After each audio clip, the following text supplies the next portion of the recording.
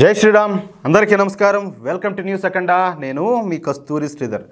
మిత్రులారా, మీకు ఒక ఇంట్రెస్టింగ్ న్యూస్ ఒకటి తీసుకొచ్చిన. బాలీవుడ్ పైన మన జాతీయవాదులు పట్టు సాధిస్తున్నారు. చూడండి ఎంత బాగుంటుందో ఈ న్యూస్. సరే, హిందీ సినిమాల నిర్మాణ పరిశ్రమ పేరునే బాలీవుడ్ అని అంటారు.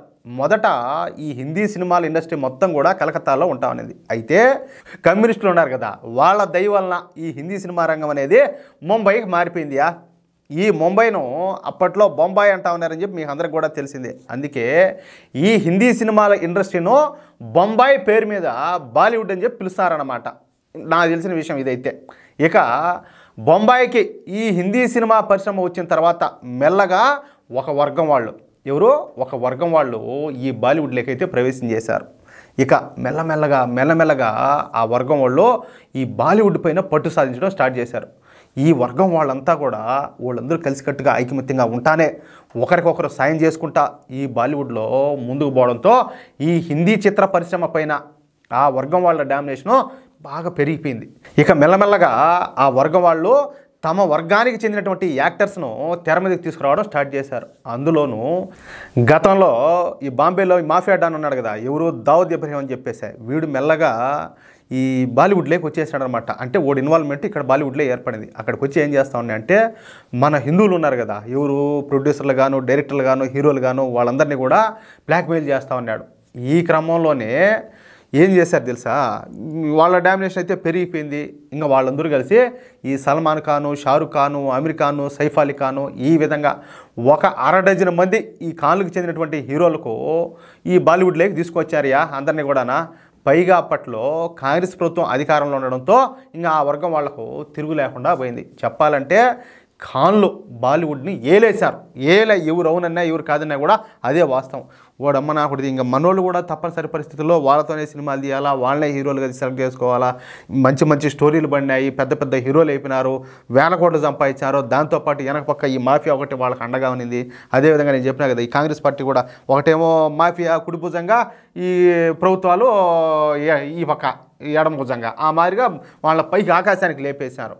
చక్రవర్తుల మాదిరిగా ఈ కాలంలో బాలీవుడ్ను పరిపాలించారు. దీంతో బాలీవుడ్లో ఈ జాతీయవాదుల బలం అయితే తగ్గిపోయింది. పూర్తిగా చెప్పాలంటే పడిపోయిందనే ఇంకా బాగుంటుందేమయ్యా. ఎందుకంటే మన వాళ్ళకి అసలు ఎటువంటి విలువ లేదు. ఏదో ఉండారంటే ఉండారు, చేచారంటే చేచారన్నట్టు. కానీ డామినేషన్ మొత్తం కూడా వాళ్ళదే. ఎందుకంటే ప్రభుత్వాలు కూడా వాళ్ళకే సపోర్ట్ చేస్తూ ఉంటే ఇక మన జాతీయవాదులు మాత్రం, మనోళ్ళు మాత్రం ఏం చేయగలుగుతారు మీరు ఒకసారి ఆలోచించండి. ఇక రోజులు ఎప్పుడు ఒకే విధంగా ఉండవు కదా.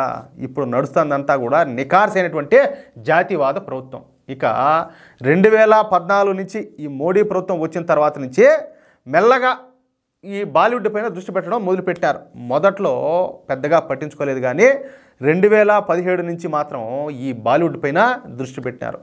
ఈ విషయంలో కేంద్ర ప్రభుత్వం ఏ మాత్రం ఓవర్ యాక్షన్ చేయకుండా మెల్లగా చాప్ కింద నీరులాగా ఏం చేయాలో ఆ పనులన్నీ కూడా చేస్తుంది.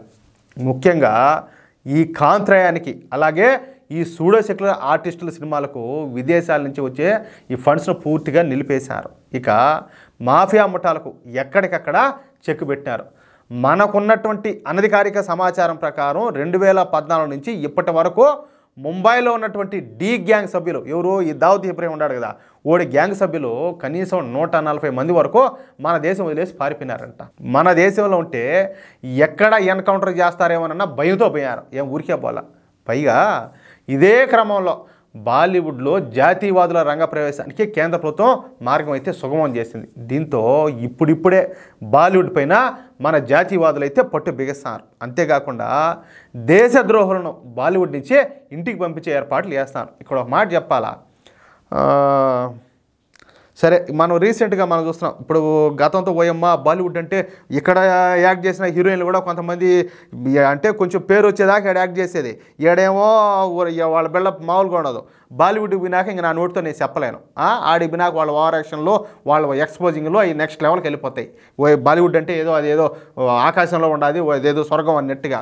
కానీ ఇప్పుడు ఎట్టున్నది, బాలీవుడ్ వాళ్ళు మహా యాక్టర్సే మన సౌత్ ఇండియా ఫిల్మ్ ఇండస్ట్రీ పక్కన ఇట్లా చూస్తున్నారు. ఏది మన డైరెక్టర్ల వైపున, మన సినిమాల వైపున.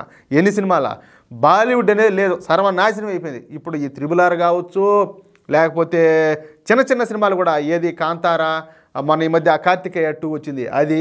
అంటే మన సౌత్ ఇండియన్ సినిమాలు ఇప్పుడు మొన్న వచ్చినటువంటి రీసెంట్గా వచ్చినటువంటి పుష్ప కావచ్చు, పుష్ప 2 కావచ్చు, బాలీవుడ్ని ఏలేస్తున్నాయి ఊరికే కూడా. అంటే ఊరినైనా అసలు తెలుగు సినిమాలన్నా సౌత్ ఇండియన్ సినిమాలన్నా కూడా వాళ్ళకి బాలీవుడ్ వాళ్ళకి అంత చులకన. అట్లాంటిది మన సౌత్ ఇండియన్ సినిమాలో బాలీవుడ్ను దునిపారు దొబ్బుతున్నాయి చెప్పాలంటే. అసలు ఏంది పుష్ప సినిమాకైతే బాలీవుడ్ అయితే ఇంకేలా నీరాజనం పలికింది ఆ మాదిరిగా ఉండాలి.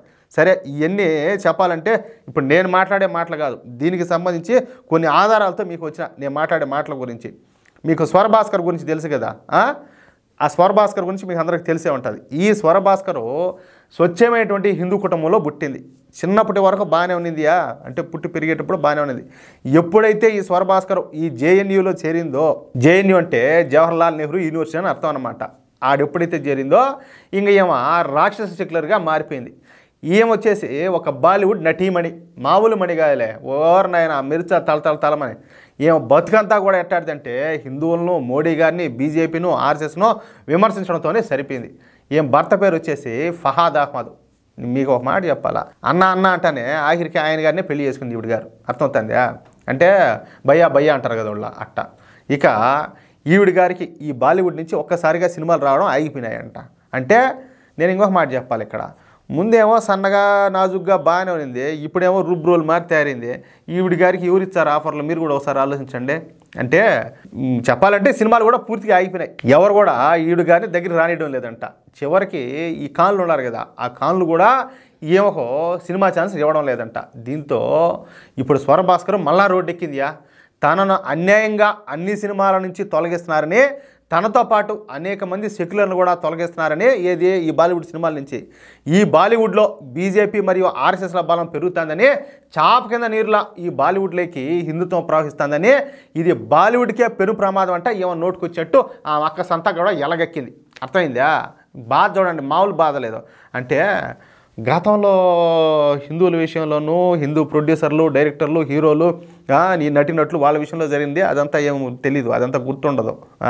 అంటే ఇప్పుడు నిజాయితీగా ధర్మపాలన జరుగుతూ ఉంటే దాని మీద లేనిపోయినట్టుని మాట్లాడతారు, ముందు జరిగిన వాటి మీద అది చరిత్ర ఎట్ట మర్చిపోతారు. అయితే నేను ఒక మాట ఓపెన్గా జెన్యూన్గా ఒక మాట చెప్పాలా, ఏమో చెప్పిన మాటలు కొన్ని మాత్రం నిజమే. స్వరభాస్కర్ను ఇప్పటికే అనేక సినిమాల నుంచి అయితే తీసేశారు. అంటే ఆవిడ గారికి ఛాన్స్ అయితే రాలా. స్వరభాస్కర్తో పాటు మరొక 4-5 కూడా ఈ సినిమా అవకాశాలు ఎంత మాత్రం కూడా రావడంలే, ఆగిపోయినాయి. వీళ్ళంతా కూడా రాక్షస సెక్యులర్లే. మీకు అర్థం అవుతుందా? అది మ్యాటర్. అంటే రాను మన బలం అయితే పెరుగుతుంది, ఇంకా పెరగాల. నాలో మీలో మనందరిలో మార్పు వస్తే భారతదేశము నెక్స్ట్ లెవెల్లో ఉంటుంది. భారతదేశంలో మనకు ఎదురు ఉండదు, తిరుగు ఉండదు. అలాగే మన భారతదేశానికి ప్రపంచంలో తిరిగి ఉండదు, ఎదురు ఉండదు. భారతదేశం ఖచ్చితంగా విశ్వగురువుగా మారుతుంది, విశ్వగురువుగా నిలబడుతుంది. ఏమంటారా మిత్రులారా? నేను చెప్పింది కరెక్ట్ అని చెప్పి మీకు అనిపిస్తే, ఈ న్యూస్ కనుక మీకు నచ్చితే ఈ న్యూస్ నలుగురికి షేర్ చేయండి. అదేవిధంగా ప్రతి ఒక్కరు కూడా మీ యొక్క అమూల్యమైన అభిప్రాయంలో ఖచ్చితంగా కామెంట్ చేయండి. ఇంకొక మాట, ఇంతవరకు కనుక మీరు మన ఛానల్ సబ్స్క్రైబ్ చేసుకున్నట్టయితే దయచేసి ప్రతి ఒక్కరు కూడా మన ఛానల్ సబ్స్క్రైబ్ చేసుకోండి. ఇంతసేపు ఓపికగా నేను చెప్పినటువంటి ఈ న్యూస్ని విన్నందుకు ప్రతి ఒక్కరు కూడా ప్రత్యేకంగా ధన్యవాదాలు. జై శ్రీరామ్.